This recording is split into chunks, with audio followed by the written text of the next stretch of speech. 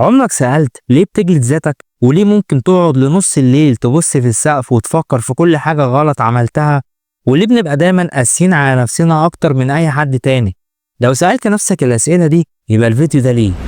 من أكتر الحاجات اللي بتخلي ناس كتير تروح لدكاترة نفسيين هي فكرة الثقة بالنفس أو تقدير النفس.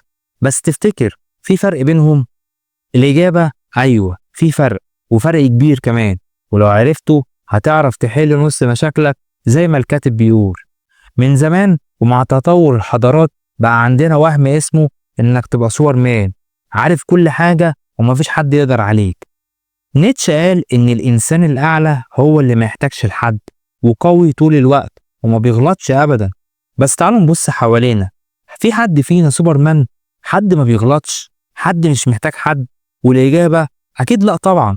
كل دي أوهام، إحنا بشر ضعاف ومحتاجين بعض. وعلماء النفس قالوا كده من زمان، حتى ابن خلدون قال إن الإنسان كائن اجتماعي بالضرورة، يعني غصب عنك محتاج اللي حواليه. كمان ديننا الإسلامي علمنا التواضع النفسي، وإن سيدنا محمد صلى الله عليه وسلم كان دايما يقول اللهم لا تكلني إلى نفسي طرفة عين. يعني من الآخر إحنا لو سابنا لنفسنا بس هنضيع، محتاجين ربنا ومحتاجين بعض. طيب هل ده معناه إنك تمحي نفسك؟ أكيد لا طبعا. أنت لازم تقدر نفسك وتحترمها وتحطها في مكانها الصح. مش معنى إنك مش نرجسي إنك تحتقر ذاتك، لأن اللي بيحقر نفسه ويجلدها طول الوقت هو كمان مريض وبيحتاج علاج. الكاتب بيقول إن في الجلسات العلاجية اللي عنده بيعمل تجربة حلوة جدا، وهو إنه يخلي الشخص يتخيل نفسه قاعد قصاده على كرسي ويبص على نفسه بعينه هو مش بعيون الناس. تفتكر إيه اللي بيحصل؟ زي ما توقعت، إن معظم الناس بتبدأ تشتم نفسها وبيوصف نفسه بأسوأ الصفات: فاشل، غبي، ضعيف، مع إن دي أحكام بدون أي دليل حقيقي. السؤال: طب ليه بنعمل كده؟ وليه قبل النوم فجأة عقلك يبدأ يقولك فاكر لما عملت كده؟ فاكر إنك لحد دلوقتي ما عملتش حاجة؟ ويوم يفتح عليك أبواب جلد الذات، يفكرك بكل خيبة، يوجعك بكلام أقصى من أي حد ممكن يقولهولك، والنتيجة إنك تفضل متاكل من جواك.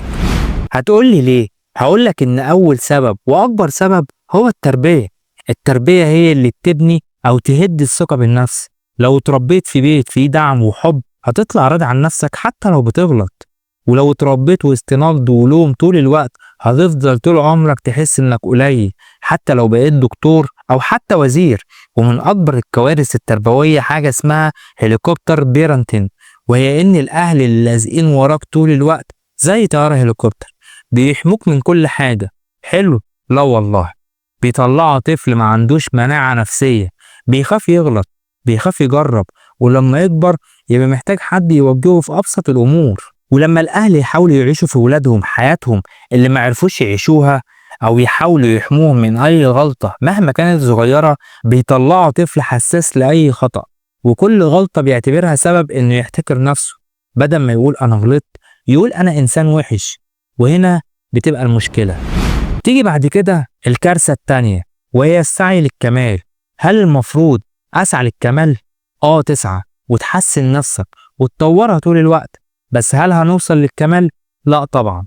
انت مهما عملت هتفضل ناقص، لأن الكمال لله وحده. مش هنكفر يا جدعان.